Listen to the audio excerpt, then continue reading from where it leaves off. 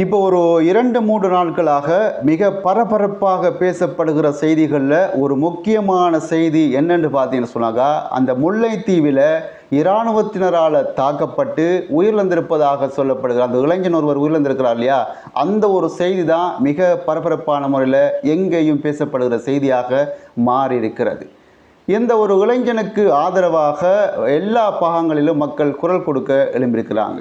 அந்த வகையில் வடக்கு மற்றும் கிழக்கு மாகாணங்களில் எதிர்வரும் 15ஆம் தேதி வெள்ளிக்கிழமை கடையடைப்பு போராட்டம் ஒன்று முன்னெடுக்க இருப்பதாக சொல்லப்படுகின்றது.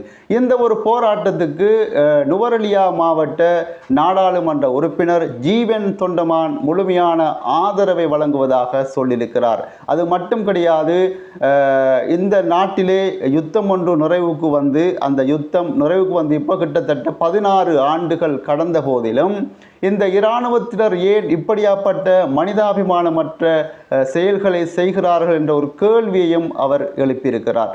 இது இவருடைய கேள்வி மட்டும் கிடையாது, எல்லா தமிழ் பேசும் மக்களுடைய கேள்வியும் தான்.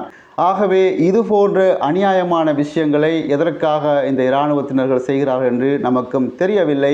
இந்த ஒரு அநியாயத்துக்காக அரசியல்வாதிகள் பல தரப்பில் இருந்து எல்லா இடங்களிலிருந்தும் அரசியல்வாதிகளும் குரல் கொடுத்து கொண்டிருக்கிறார்கள். குறிப்பாக ஜீவன் தொண்டமான மற்றும் நான் சொன்னது என்னென்னு சொன்னாக்க, இன்றைய செய்தியில் அவர் பேசியிருக்க காரணத்தினால அவரை குறிப்பாக சொல்லியிருக்கிறேன்.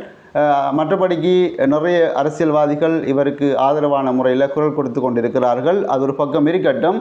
அதே நேரத்தில் இன்னொரு செய்தியை பார்த்துருந்தேன். அந்த செய்தியை பார்த்துன்னு சொன்னாக்கா, கனடாவில் ஆபத்தான நபராக பெயரிடப்பட்ட தமிழ் இளைஞன் அவசர அறிவிப்பு பொதுமக்களுக்குன்னு சொல்லி போலீஸாரால் ஒரு செய்தியை முன் வச்சிருக்கிறாங்க. இது என்னடாப்பா, இது என்ன நடந்துச்சுன்னு போய் பார்த்தாக்கா, கனடாவில் ஆபத்தான நபராக பெயரிடப்பட்ட தமிழ் இளைஞன் ஒருவர் தேடப்பட்டு வருவதாக இந்த ஃபீல்ட் போலீஸார் தெரிவிச்சிருக்கிறாங்க. ஃபீல்ட் போலீஸார் நமக்கு தெரியலை, எந்த ஃபீல்டோ தெரியலை, அங்கே ஒரு ஃபீல்டு ஒரு இடம் இருக்கோ தெரியலை, இல்லாட்டி வேறு ஏதாச்சும் ஃபீல்டு சொல்கிறது ஒரு போலீஸ் நிலையமா அல்லது இடமானது நமக்கு தெரியலை.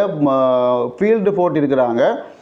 இந்த ஃபீல்ட் போலீஸார் தெரிவிச்சிருக்கிறாங்க, ஆபத்தான நபராக ரொரன்ரோவை சேர்ந்த 36 வயதான பிரதீபன் நாகராஜா என்பவரே தேடப்பட்டு வருவதாக போலீஸார் தெரிவிச்சிருக்கிறாங்க.